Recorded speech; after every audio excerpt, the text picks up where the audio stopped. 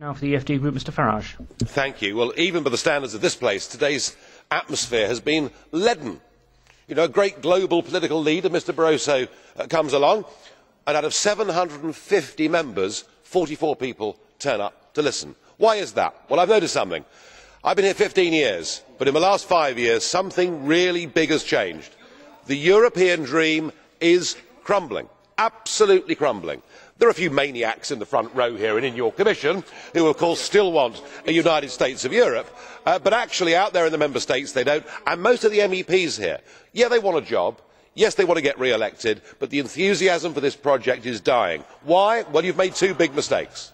The first mistake was, of course, to extend the Eurozone.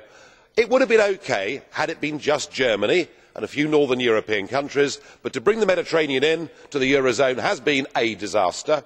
And the second mistake was to allow the free movement of peoples to southern and to eastern Europe. You know, we in the United Kingdom, who have been the most open country with regard to immigration of any European country through a history that has lasted hundreds of years, now have 4,000 migrants a week that come to Britain from the European Union and stay for a year or more.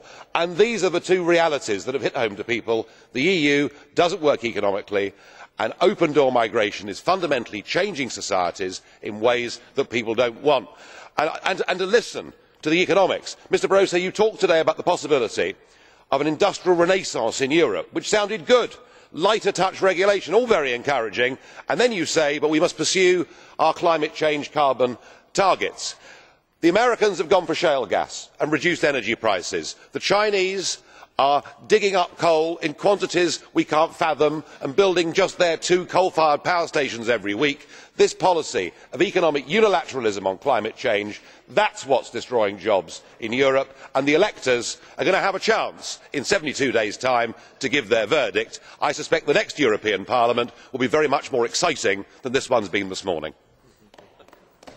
Frau McGuinness, bitte. Ms McGuinness.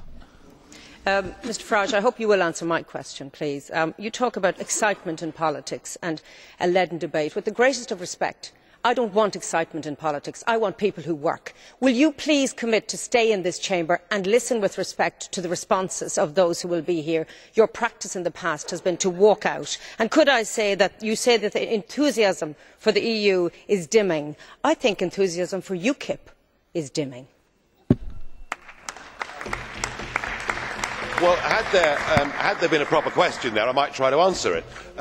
Euroscepticism is growing right across the European Union. Nobody here, not even the maniacs that believe in the project, would question that. It's coming in all shapes and forms. It's on the right, it's in the centre, and it's on the left.